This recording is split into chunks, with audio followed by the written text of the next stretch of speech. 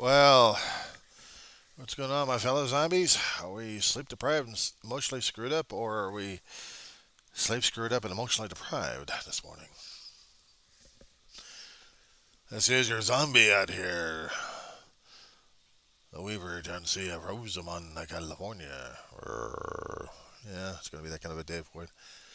8:39 in the morning Pacific Standard Time. It's the 21st of August, 2023, and we're just getting started to get dried out here at this point.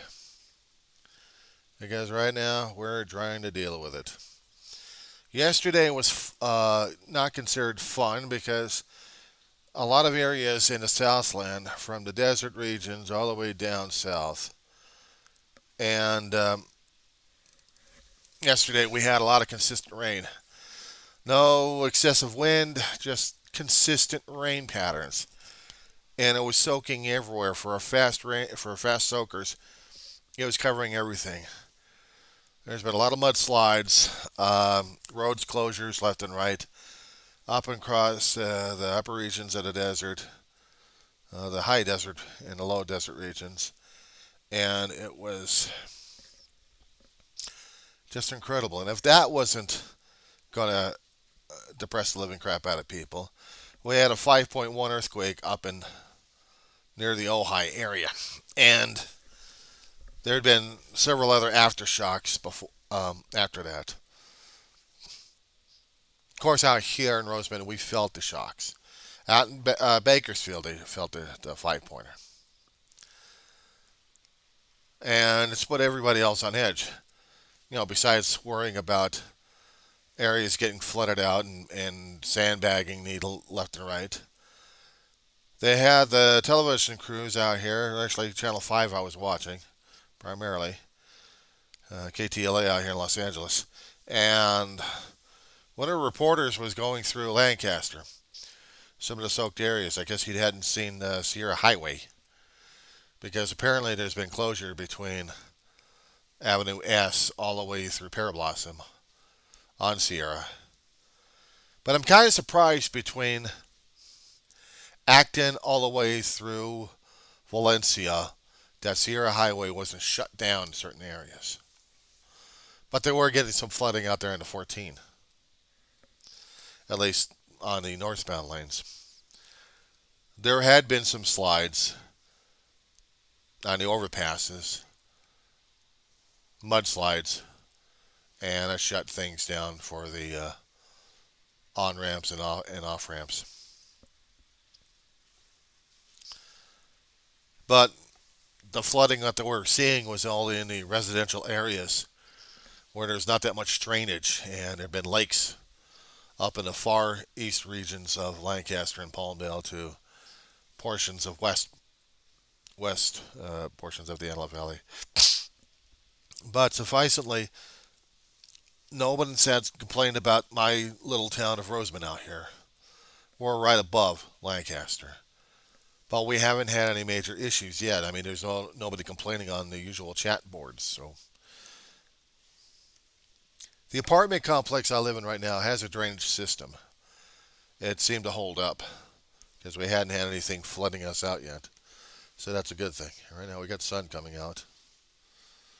But after a while, we're going to be cursing the damn thing after it keeps drying us out with hotter weather. With the humidity backing off, and it'll be the hot, dry weather. Well, we're going to be loving that one, aren't we? So people are on the nervous nellies at this point regarding a potential aftershock or two if we happen to get any. So the emergency survival stores online are trying to get attention with the news crews, I guess. One of them was trying to do an online seminar on how to survive an earthquake. Shit. I say that because from 1970 Selmar up until this point here, yeah, what else haven't I seen regarding the earthquakes? Fires, floods, freeway collapses, buildings collapse, screaming and yelling, barbecues outside when necessary, and this was the 94. 1970 was a little different, but it was a good, strong one up in Sylmar.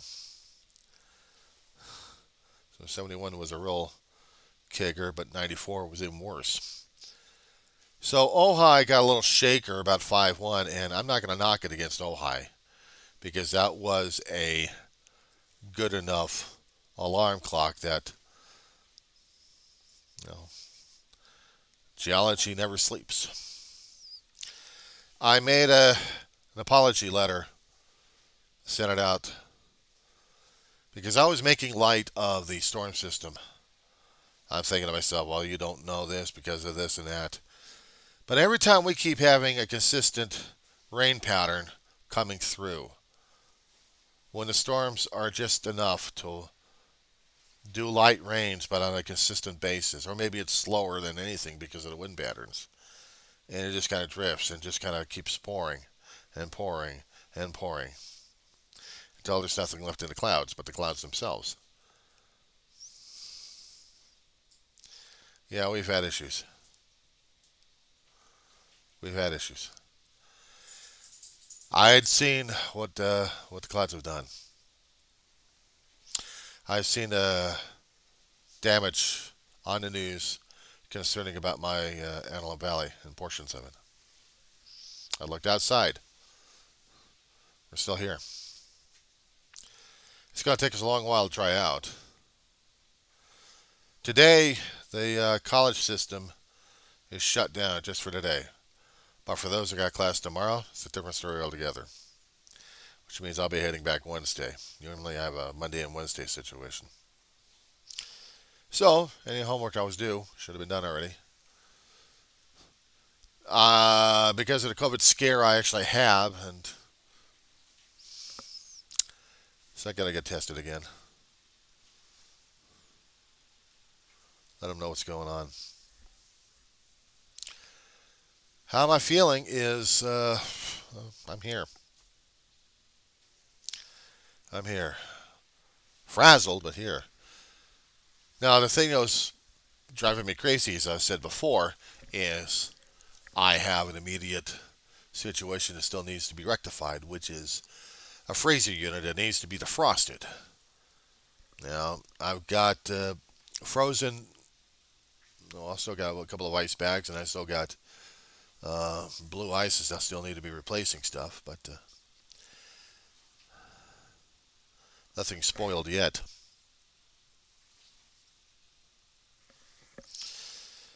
All the leftovers I had are almost practically used up. Almost. And I still got to take care of other things as it is. I don't know what to expect today. Or should I? Just to make sure that the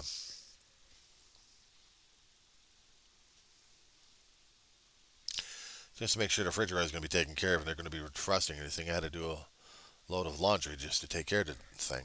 Well, things you have to do. I mean, you're not supposed to look outside and say, okay, now what am I going to do? Well, I have to take care of a couple other items in this place and then not stress. Hillary's gone. The after effects we're still feeling at this point. I'm not quite sure what to make of things right now, but we're hanging in there. Let me do another personal log a little bit later. But I just wanted to get an update. What's going on?